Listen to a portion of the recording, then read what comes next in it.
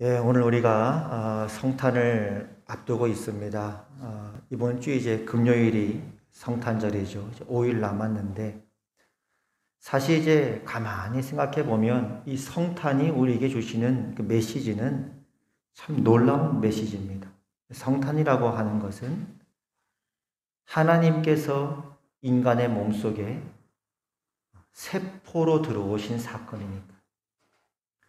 그러니까 우리가 뭐 다른 타 종교라든지 어떤 뭐 신화라든지 어느 걸 봐도 또 아무리 우리가 인간적으로 상상을 해봐도 천지를 창조하신 하나님께서 우리 인간을 창조하신 하나님께서 인간의 몸속에 세포로 착상이 되신다. 이건 뭐 상상할 수 없는 사건이지요. 오늘 이 마태는 하나님께서 인간이 되신 이 사건들을 우리에게 증언하면서 예수님의 족보를 통해서 그 예수님을 우리에게 소개해 주고 있습니다.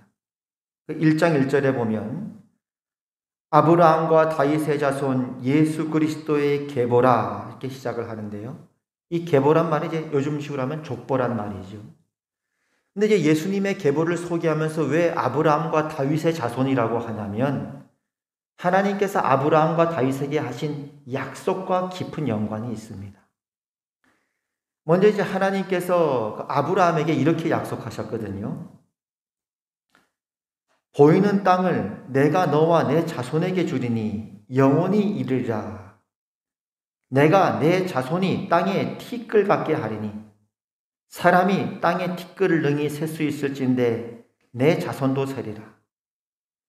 아브라함아, 너 보이는 이 온 땅을 내가 너와 내 자손에게 줄 것이다. 근데 영원할 것이다. 이렇게 말씀하세요. 근데 이 자손이라고 하는 말이 자손들이라고 복수로 되어 있지 않고 자손이라고 단수로 되어 있다는 거예요. 한 사람을 가리키는 말이죠. 갈라디아에서도 보면 이제 이 점을 강조하고 있지 않습니까? 이렇게 갈라디아서는 말씀하고 있습니다. 이 약속들은 하나님께서 아브라함과 하신 약속들은 아브라함과 그 자손에게 말씀하신 것인데 여럿을 가리켜 그 자손들이라 하지 아니하시고 오직 한 사람을 가리켜 내 자손이라 하셨으니 곧 그리스도라 이렇게 말하고 있어요. 그러니까 이제 하나님께서 아브라함에게 하신 약속은 뭐냐면 아브라함아 앞으로 아브라함 너의 혈통을 통해서 한 사람이 태어날 거야. 그 자손 중에 한 사람이 태어날 것인데 그 한 사람에게 그 한 자손에게 내가 이 영원한 땅을 줄 것이야. 그리고 그 자손을 통해서 한 사람을 통해서 하늘의 별과 같고 바다와 모래 같은 무수한 백성들이 생겨날 것이야 라고 이제 아브라함에게 약속하셨다 이 말입니다. 그리고 이제 다윗에게 하신 약속은 대표적으로 이제 사무엘하 7장에 보면 다윗에게 이렇게 약속하셨어요. 내 수완이 차서 내 주상들과 함께 누울 때에 내가 내 몸에서 날 내 씨를, 이 씨라는 말이 자손이거든요. 내 뒤에 세워 그의 나라를 견고하게 하리라. 나는 그의 나라 왕위를 영원히 견고하게 하리라. 그러니까 다윗은 비록 성군이었지만은 다윗이 아니라 다윗을 통해 태어날 자손, 그 자손 중에 한 사람이 있을 것인데 그 한 사람이 나라를 세울 것이고 그 나라는 영원히 견고한 나라가 될 것이야 라고 다윗에게 약속했다는 것입니다. 그러니까 그것은 당연히 다윗의 자손인 예수 그리스도, 그 예수 그리스도 세우실 나라가 있을 것이고 그 나라는 영원할 것이다 라고 말씀한 셈이 되어지죠. 그러니까 이제 아브라함과 다윗의 자손 예수 그리스도의 계보다 라고 하면서 예수님을 소개하는 것은 하나님께서 아브라함에게 약속했던 바로 그 한 사람, 그 자손, 또 다윗에게 하셨던 그 약속하셨던 그 한 사람, 그 자손이 바로 예수님인데 약속대로 그 예수님이 오셔서 나라를 세울 것이고 그 나라는 영원한 나라이다 라고 말씀한 것이 이제 1절의 내용이라고 할 수 있습니다. 그래서 우리가 성탄을 생각하면 제일 먼저 떠오르는 생각이 뭐냐면, 여러분 성탄하면 제일 먼저 어떤 생각이 떠오르십니까? 성탄. 그래서 뭐 산타도 있고 여러 생각이 있을 수 있겠지만, 성탄하면 제일 먼저 떠오르는 생각이 뭐냐면, 하나님께서 인간의 몸속에 세포로 착상되셨구나. 어떻게 그런 일이 있을 수 있지? 그것은 하나님께서 아브라함과 다윗에게 하신 약속 때문에 그렇게 하셨구나. 그러면 그 약속이 뭐지? 그 자손이 그의 나라를 세울 것인데, 그의 나라는 영원한 나라가 될 것이고, 그 나라의 백성은 하늘의 별 같고 땅의 해변의 모래 같은 그런 무수한 백성들이 생겨나게 될 것이구나 라고 하는 것이 이제 성탄을 생각할 때 먼저 들어오는 그런 생각이라는 것입니다. 그럼 이제 우리가 이제 성탄을 생각하면서 마지막으로 중요하게 생각할 게 뭐냐면, 그러면 그 나라 백성이 누구냐 하는 거예요. 그러니까 이제 성탄이구나, 하나님의 아들이 이 땅에 오신 날이구나, 그날을 기념하는 날이구나, 그 아들이 오셔서 나라를 세우시는구나, 그 나라는 영원한 나라고 그 백성들은 무수히 많은 백성들이구나, 그거 생각하는 거죠. 그러면 그 나라 백성은 누구냐 하는 거예요. 만약에 그 나라 백성에 나도 포함이 된다면 성탄은 내 이야기죠. 성탄이 기다려지고 축복이고 기쁨의 축제가 되는 것이고, 만약에 나라를 세우실 것인데 그 나라 백성이 나와 아무 상관이 없다면 성탄은 나와 아무 연관이 없는 것이라 이 말이에요. 성탄을 기다릴 필요도 없고 성탄을 기뻐할 필요도 없고 그런 거 아니겠습니까? 왜냐하면 성탄의 핵심이 나라니까요. 성탄이라는 건 하나님의 아들이 태어나신 것이고 하나님의 아들이 세우실 영원한 나라니까요. 그 나라 백성이 누구냐? 나냐? 아니면 다른 사람이냐? 나도 포함되느냐? 이 문제 아니겠습니까? 근데 오늘 이 예수님의 계보에 보면 이 5명의 여인들이 등장을 합니다. 이것이 이제 그 나라 백성이 누구냐에 대한 하나의 힌트가 될 수도 있는데요. 보통 이제 예수님의 계보를 설명하는 오늘 말씀에 보면 2절처럼 아버지와 아들 이름들이 나열이 됩니다. 2절에 보니까 아브라함이 이삭을 낳고, 아브라함 아버지고 이삭은 아들이죠. 이삭은 야곱을 낳고, 이삭은 아버지고 야곱은 아들이죠. 야곱은 유다와 그의 형제들을 낳고, 야곱은 아버지고 유다와 그의 형제들은 야곱의 아들들입니다. 아버지와 아들 이름이 나열되는데 특별하게 여인들의 이름이 거론된 경우가 5번이 있다는 거예요. 오늘 족보에 보면 먼저 3절에 보면 다말이 등장합니다. 유다는 다말에게서 베레스와 세라 쌍둥이를 낳고, 이렇게 나오죠. 5절에 보면 살몬은 라합에게서 보아스를 낳고, 라합이 나옵니다. 계속해서 보아스는 룻에게서 오벳을 낳고, 룻이 나옵니다. 그 6절에 보면 다윗은 우리아의 아내에게서 솔로몬을 낳고, 우리아의 아내 밧세바가 나옵니다. 그 마지막 5번째 여인이 이제 마리아인데요. 16절에 보니까 야곱은 마리아의 남편 요셉을 낳았으니 마리아에게서 그리스도라 칭하는 예수가 나시니라 해서 이제 5명의 여인들이 이 족보에 특이하게 등장을 하는데, 마리아를 제외한 나머지 4명의 여인들은 다 구약시대를 살았던 여인들이었습니다. 근데 도대체 그럼 이 여인들은 어떤 인생을 살았던 여인들이기에, 누구길래 예수님의 족보에 다른 사람들은 다 아버지와 아들 이름만 나오는데 이 여인들만 특별하게 등장하느냐, 이런 질문이 생기는 거죠. 다말은 유다라고 하는 사람의 며느리였습니다. 근데 이제 고대 사회 때는 그 여인들의 그 사회보장 제도의 하나의 일환으로서 그 여인들의 생계를 보장하기 위해서 어떤 여인이 남편과 결혼을 해서 살다가 아들이 없이 남편이 죽었어요. 그럼 이제 아들이 없으면 상속을 받을 사람이 없잖아요, 재산을. 그 여인이 혼자 살기도 생계적으로 어려우니까 아들이 없이 남편이 죽었을 경우에는 그 죽은 남편의 남동생이 형을 이어서 형수와 결혼을 해주는 제도가 있었습니다. 그래서 자식을 낳아서 상속을 받을 수 있는 상속자도 낳고 여인의 생계도 보장해주는 그런 제도가 있었는데요. 이 다말은 첫 번째 남편하고 결혼했는데 아들이 없이 남편이 죽었어요. 이 고대 사회 때 과부라고 하는 것은 가장 사회적 약자 중에 한 사람이 과부 아닙니까? 아들 없이 남편이 죽었어요. 아들도 없는 거예요. 그래서 그 죽은 남편의 남동생하고 두 번째 결혼을 했는데 그 두 번째 남동생도 두 번째 남편도 아들 없이 죽었어요. 이게 셋째하고 결혼을 해야 되는데 셋째는 너무 나이가 어린 거예요.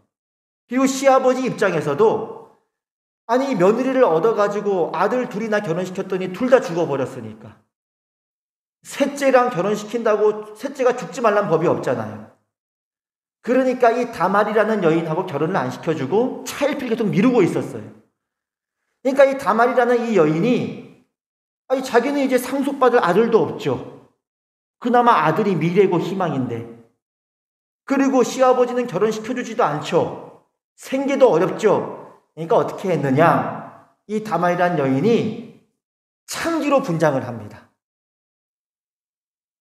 그 시아버지는 그 자기 며느리인 줄 모르고 창기인 줄 알고 분장을 해버렸으니까 그 창기와 분류를 맺어요. 그래서 태어난 자식이 있더라. 시아버지와 며느리 사이에. 그게 5절입니다. 5절 말씀 이렇게 되죠. 3절 말씀이죠. 유다는 다말에게서 베레스와 세라 쌍둥이를 낳았다. 괄호로 치면 이런 괄호가 있는 거예요. 유다는 며느리 다말에게서 쌍둥이 베레스와 세라를 낳았다라고 나오는 겁니다. 그럼 이 다말은 어떤 여인입니까? 어떤 인생을 살았던 여인입니까? 우리식으로 표현하면 참 복도 없는 여인이다. 참 인생에 비참한 어떤 경험을 했던 여인이다. 왜냐하면 남편이 둘이나 죽었으니까. 두 번이나 과부 경험을 했으니까. 그리고 그렇다고 윤리도덕적으로도 뭐 내세울 만한 것이 딱히 없는 여인이다. 어쨌거나 창기로 분장을 해가지고 그런 어떤 불륜을 저질렀으니까.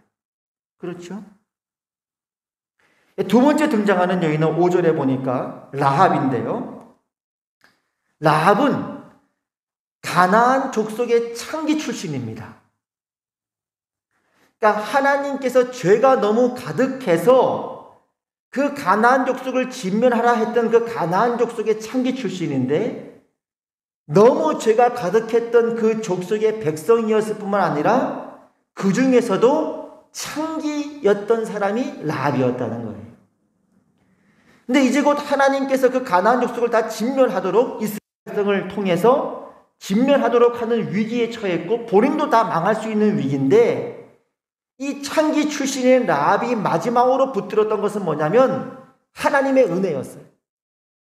그래서 하나님께서 보내주신 그 정탐꾼들이 그 땅을 가나안 땅을 정탐하기 위해 왔는데 그 정탐꾼들을 숨겨줍니다. 그러니까 마지막으로 누구한테 인생을 걸었느냐? 하나님 편에 쓴 거죠. 그래서 그 멸망하는 와중에 살아남았던 여인이 라합이다 이 말이에요. 정탐꾼들이 내가 라합 당신과 당신의 가족들은 살려주겠다 약속을 했거든요. 그래서 가나안 창기 출신이었던 살아남은 이 여인이 라합이 되는데 이 여인의 이름이 두 번째로 등장합니다.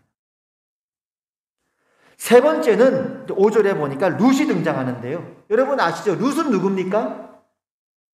룻은 모압 여인이에요. 근데 이 모압 족속은 어떤 족속이냐? 이스라엘을 괴롭혔던 대표적인 족속 중에 하나가 모압입니다. 모압 족속이 한 번은 주술사 발람을 시켜가지고 주술을 걸어서 이스라엘을 저주하도록 시킵니다. 근데 뭐 주술이 이길 수 없죠. 하나님보다 세진 않으니. 하나님보다 센 건 없으니까요. 실패하자 다른 계책을 써가지고 이스라엘을 타락시킨 장본인이 바로 모압 족속입니다. 그래서 하나님께서 신명기에 보면 모압 족속에 대해서 뭐라고 말씀하냐면 이렇게 말씀하세요. 모압 사람은 여호와의 총회에 들어오지 못하리니 그들에게 속한 자는 10대뿐 아니라 영원히 여호와의 총회에 들어오지 못하리라. 여호와의 총이라는 게 뭐죠? 하나님의 축복받은 부류에 그들은 끼워주지 말아라 이 말이죠. 모압 족속은 절대 끼워주지 말아라 이 말이에요. 이렇게까지 말씀하셨어요. 내 평생에 그들의 평안함과 형통함을 영원히 구하지 말지니라. 모압 족속을 위해서는 기도도 하지 말아라 이렇게까지 말씀하는 거예요. 그러니까 이스라엘의 축복받은 그 부류에 끼어들 자리에 여를 아예 남겨두지 않았던 것이 모압 족속이었어요. 근데 이 룻이 누구냐? 이 모압 족속이었다 이 말이죠. 근데 이 룻도, 이 여인도 참 이 비참한 인생을 살았던 여인이에요. 왜 그러느냐? 남편이 죽었어요. 역시 과부예요. 공통점이 있죠? 과부예요. 아까 다말도 그랬죠.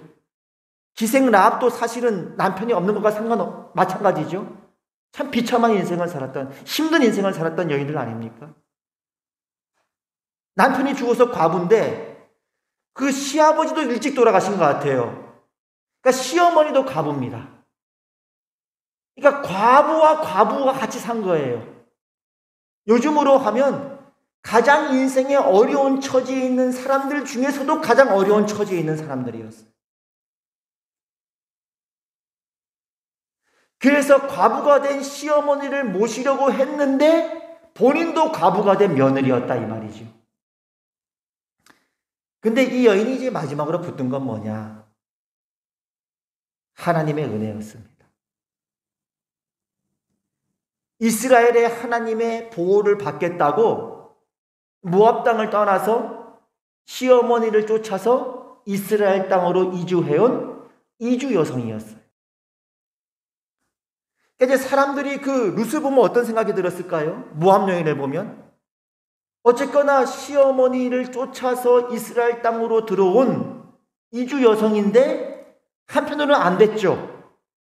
아유 저렇게 본인도 과부인데 과부가 된 시어머니를 모시겠다고 또 그 하나님을 따라 살겠다고 이렇게 쫓아온 걸 보면 안 되기도 했고 어떤 면에서는 또 기특한 면도 있지만 그래도 이 여인은 이주 여성이란 말이에요. 이방인이란 말이에요. 근데 이방인 중에서 누구예요? 모압 여인인 거예요. 근데 모압 여인은 이 룻은 남들이 뭐라 그러든 상관없었어요. 자신의 인생은 밑바닥이든 뭐든 상관이 없는 거예요. 그냥 이 여인이 붙을 수 있는 건 뭐냐면 하나님밖에 없는 거예요. 하나님이 살려주시면 살고 그거 외에는 답이 없었던 여인이 바로 이 룻이었다 이 말입니다.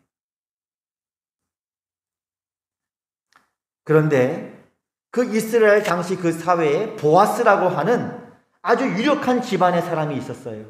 이 사람이 이 이스라엘로 이주해온 이 모압 여인 룻을 아내로 맞아들이고 이 여인을 품어주고 보호해주고 한 가정을 이루어서 그들 사이에 낳은 자식이 있더라 이것입니다. 근데 그 보아스는 가나안 창기 출신 라합의 아들이었더라. 이 말씀을 하는 것. 오늘 이제 5절 말씀이죠. 살모는 라합에게서 보아스를 낳고 보아스는 룻에게서 오벳을 낳았다. 이렇게 우리가 덧붙일 수 있죠. 가로로 치면 살모는 가나안 기생 출신 창기 출신인 라합에게서 보아스를 낳고 그 창기의 아들 보아스는 모압 출신 그 룻에게서 오벳을 낳았는데 그 오벳은 다윗의 할아버지였다. 그 마지막 이제 6절에 보면 우리아의 아내가 등장을 합니다. 근데 다른 사람들은 다 이름을 넣었잖아요. 아까 뭐 다말이라든지 라합이라든지 뭐 룻이든지. 근데 이 여인도 이름이 있어요. 밧세바. 근데 일부러 밧세바라고 이름을 넣지 않고 남의 아내였다는 걸 강조합니다. 우리아의 아내라 그래요. 6절은 이런 내용이죠. 다윗은 우리아의 아내였던 밧세바를 빼앗아 자기 아내로 삼고 그 우리아의 아내에게서 아들을 낳았는데 그 이름이 솔로몬이었더라. 이렇게 볼 수가 있는 것이죠. 그럼 이런 여인들의 생애와 삶을 가만히 살펴보면 이쯤 되면 어떤 생각이 드느냐? 마태가 예수님의 족보를 기록하면서 예외적으로 여인들의 이름을 거론하는데 일부러 집어넣었다 이렇게 보는 거죠. 왜요? 우리에게 주시고자 하는 하나님의 메시지가 있기 때문이다 이렇게 하는 거죠. 그럼 여러분 생각해 보세요. 방금 말했던 이 구약시대를 살았던 평범하지 않았던 참 힘든 삶을 살았던 이 여인들의 공통점이 뭘까요? 한번 생각해 보세요. 시아버지 사이에 남편이 둘이나 죽어버려서 2번이나 과부가 되었고, 그래서 시아버지의 사이에 자식을 낳은 다말, 또 가나안 기생 출신이었던 창기 출신이었던 라합, 또 모압 여인 룻, 우리아의 아내, 어떤 공통점이 있을까요? 우리 오늘도 제가 누구한테 여쭤볼까요? 네. 다들 본인한테 물어보라고 이렇게 손을 드시는데, 뭐 그래도 설교 중이니까 제가 생각을 하도록 하겠습니다. 어떤 공통점이 있을까요? 당장 생각을 해봐도 복이 없어 보이는 인생 아닙니까?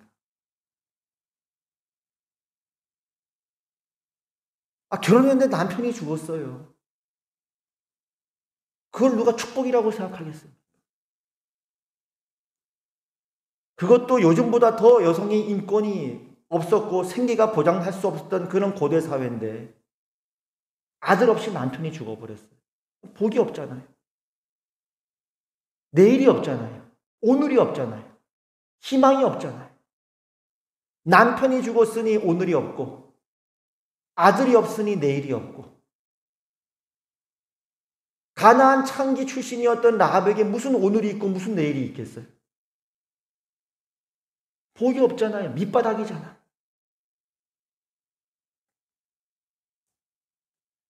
그렇다고 해서 그럼 뭐 윤리도덕적으로 떳떳한 삶을 살았냐? 그렇지도 않아요. 내세울 게 없다 이 말이에요. 아무것도 내세울 것도 없고, 나는 비록 어려운 환경 속에 처했지만 그래도 남들이 보기에 윤리도덕적으로 난 그래도 깨끗하다, 떳떳하다, 뭐 그렇게 내세울 것도 있으면 그나마 스스로 위안이 되겠는데 그것도 없고 그냥 밑바닥. 요즘식으로 하면 이런 거 어떻게 표현할까요? 패배자요, 비주류요, 인생의 모든 파산을 경험했던 그런 사람들.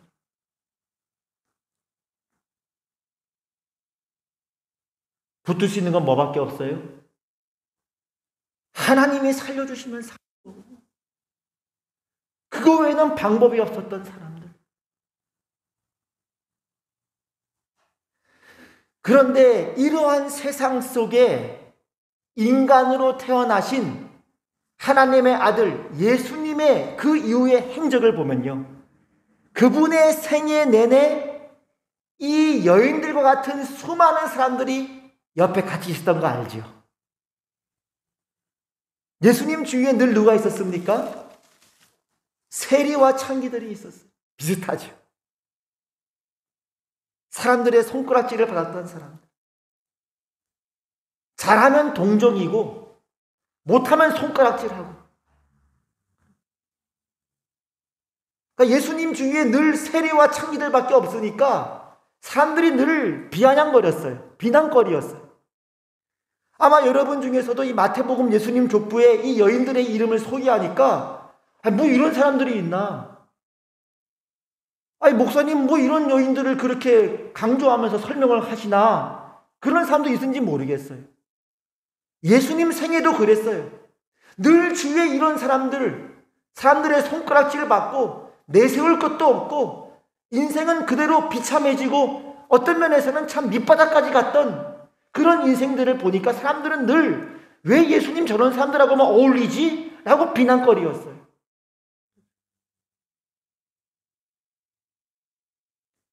한 번은 예수님의 생애를 보면 성경에 죄를 지은 한 여자라고 소개하고 있는 한 여인이 등장합니다. 성경에 그렇게 기록되어 있어요. 죄를 지은 한 여자래요. 분명하죠? 그런데 그 여인이 예수님 가까이 앉아가지고는 눈물로 예수님의 머리를 씻고 향유로 예수님의 머리에 그냥 붓기도 했습니다. 그러니까 사람들이 또 수군거리인 거예요. 아니, 예수님 저런 여자가 와가지고 향유를 왜 가만히 계시나?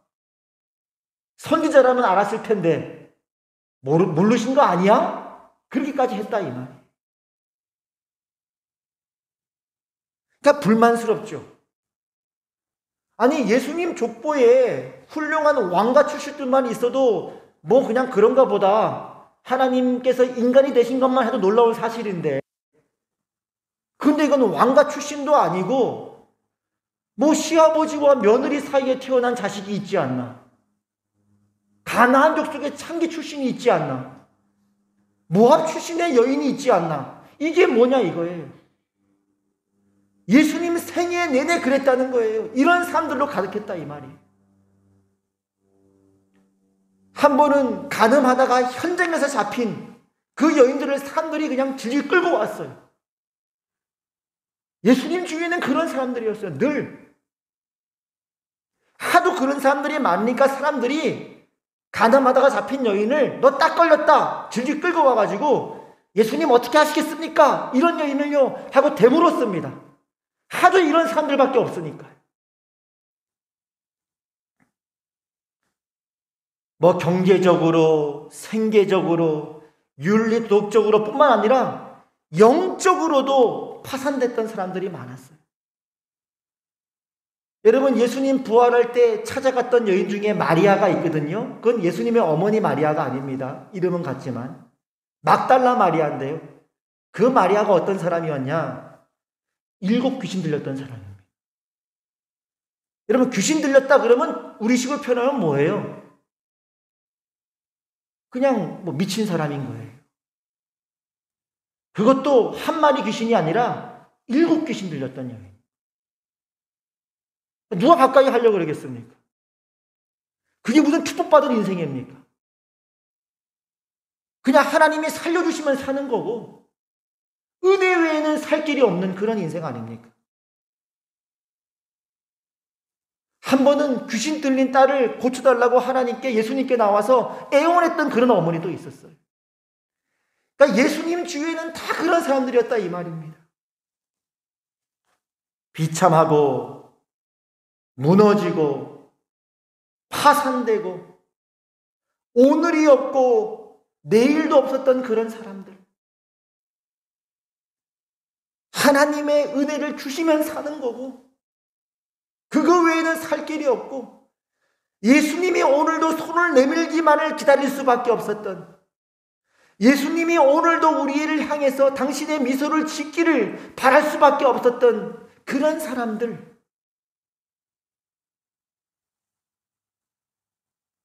여러분, 이 성탄은 누구를 위한 성탄입니까?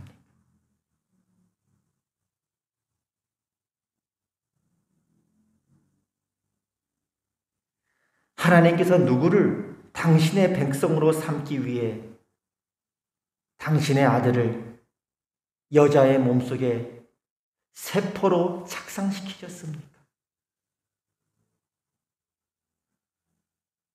물론 예수님이 이미 오셨지만 만약에 오늘 예수님이 이 땅에 오신다면 누구를 제일 먼저 찾아갈까요? 정신병원? 인생의 가장 밑바닥? 오늘도 없고 내일도 없어서 살 희망이 없어서 오늘도 하나님께서 은혜를 주시면 살고 그렇지 않으면 답이 없어 보이는 그런 인생들. 예수님 마태복음에서 이렇게 말씀하셨습니다. 심령이 무너지고 파산된 자에게 복이 임했다. 내 나라가 바로 너의 것이다. 애통하며 마음이 무너진 자에게도 나의 위로가 임했다. 내가 여기 왔다. 여러분 요즘 좀 어떻습니까? 여러분 살면서 어떤 부분에 마음이 먹먹합니까? 어떤 부분에 마음이 무너져 있습니까? 앞으로 어떻게 살아야 될지 막막한 사람이 있습니까? 밤에 잠도 안 오고 당장 먹을 것도 없고 앞으로 뭘 하며 살아야 될지 앞길이 보이지 않는 사람이 있습니까? 영적으로 도덕적으로 마음이 무너져 내리는 사람이 있습니까? 야, 나는 도무지 안 되는 인간이야. 야, 나 같은 인간이 무슨 염치가 있어서 하나님의 은혜를 구해. 난 도무지 안 돼. 난 도무지 안 돼. 내가 무슨 교회를 간다고 주위 사람들이 보면 야, 너가 무슨 교회를 가냐? 혹시 그런 사람 있습니까? 혹시 사람들이 내가 교회 나가는 걸 볼까 봐 두려워서 그래서 못 나온 사람이 있습니까? 주위 사람들의 냉대와 손가락질 속에서 인생의 실패자처럼 이 세상에 주는 잣대 속에서 자존감은 무너질 대로 무너진 사람이 있습니까? 그렇다면 2020년 성탄은 바로 여러분을 위한 것입니다. 만약 주님이 오늘 이 땅에 오신다면, 물론 지금 이미 오셨지만 바로 이 시간에도 주님은 여러분을 제일 먼저 찾아가실 것입니다. 여러분, 지금 바로 이렇게 외치세요. 성탄을 맞이해서 이렇게 외치세요. 예수님, 나를 만나기 위해 이 땅에 오신 예수님, 좀 살려주세요. 요즘 계속 설교할 때 이 얘기 나오잖아요. 살려주세요. 여러분, 성경에 보면 구원이라는 말이 나오는데 그게 무슨 종교적인 무슨 거창한 언어가 아니잖아요. 구원이라는 게 뭐예요? 살려주세요. 예수님 살려주세요. 하나님이 살려주시면 저는 사는 것이고 저는 그 하나님 외에는 저는 살아갈 길이 없습니다. 내 자신을 봐도 내 일을 봐도 내 환경을 봐도 의지할 게 없습니다. 남편도 죽고 아들도 없고 창기 출신이고 모함여인이고 하나님이 죽이시면 죽이시는 거고 살리시면 살리는 거고 나는 하나님 외에는 살아갈 길 없는 사람입니다. 저 좀 살려주세요. 그거 아닙니까? 먹고 사는 문제도 하나님 해결해 주셔야 됩니다. 이 광야 같은 세상 속에서 살아갈 힘이 없습니다. 하나님이 주셔야만 살 수 있습니다. 하나님이 내 걸음을 인도해 주셔야만 살 수 있습니다. 하나님께서 문을 열어주셔야 됩니다. 부패한 내 마음도 하나님 어떻게 할 수가 없습니다. 하나님이 해주셔야 됩니다. 주님의 보혈로 씻어주세요. 깨끗하게 해주세요. 예수님 외에는 답이 없습니다. 자포자기한 심령도 관계가 깨어진 것도 내가 해서 해결할 수 있는 게 아닙니다. 하나님의 은혜 주시면 오늘을 사는 것이고 내일이 있는 것이고 그 예수님 외에는 나는 답이 없습니다. 오늘 주님은 바로 그런 여러분을 찾아오셨습니다. 예수님이 이렇게 말씀하셨습니다. 심령이 가난한 자는 복이 있나니 천국이 그들의 것이며 애통하는 자는 복이 있나니 그들이 위로를 받을 것이다. 내가 이 땅에 왔노라. 우리 찬송가 112장 찬송드립니다.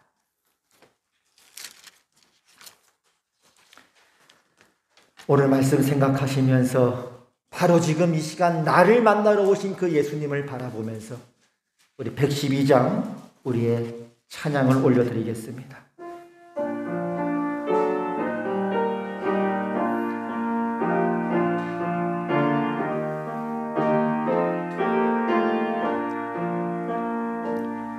그 맑고 환한 밤중에 무천사 내려와 그 손에 비파 들고서 다 찬송하기를 평강의 왕이 오시니 다 평안하여라. 그 소란하던 세상이 다 고요하고 4절 찬송드립니다. 예선지에 연응하여 베들레헴 성에 주 예수 탄생하시니 온 세상 구주라. 저 천사 기쁜 노래를 또다시 부르니 온 세상 사는 사람들 다 화답하도다. 오늘 주님 말씀하십니다. 내가 왜 이 땅에 왔는 줄 아느냐? 너 만나려고 왔어. 난 안다. 무너진 너의 마음을. 오늘도 없고 내일도 없는 것 같은 고단한 인생을 살아가고 있는 너의 마음을 안다. 내가 그래서 왔어. 너는 내게 부르짖으라. 내가 너에게 응답할 것이다. 우리 이렇게 고백할까요? 오늘도 예수님 살려주세요. 살려주세요. 우리 한 목소리로 기도하겠습니다. 하나님 아버지, 주님이 살리면 살 수 있고 주님이 은혜를 막으시면 살 길이 없고 오직 하나님의 주권과 하나님의 은총만을 바라며 살 수밖에 없음을 이 시간 고백합니다. 주님 살려주세요. 먹고 사는 문제가 막막해서 고통하는 심령 위에 함께해 주셔서 좋은 직장도 만나게 하시고 좋은 직업도 만나게 하시고 하나님을 도우는 만나와 공급이 끊이지 않도록 오늘 이 성탄을 맞이해 그 은혜를 허락해 주시길 기도하고 부패한 마음속에 내가 성도인데 이렇게 사나 13대 일어나 스스로에게 낙심하며 낙담하는 영혼들을 불쌍히 여겨주셔서 그 마음을 깨끗하게 하시고 새 마음을 공급하여 주시고 은혜를 더해 주시옵소서. 자포자기하고 관계도 깨진 영혼들이 있습니까? 은혜를 더해 주셔서 새 날을 허락해 주시고 새 시대를 허락하시고 내일을 허락하여 주시옵소서. 감사합니다. 아픈 데 손 얹으시고 치우기도 하겠습니다. 나사렛 예수 그리스도 이름으로 하나님의 나라가 이곳에 임하였음을 선포합니다. 이 시간 예수 그리스도 이름으로 명령하노니 성도들의 몸의 모든 질병들 예수 그리스도 이름으로 명령하노니 너희는 떠나갈지어다.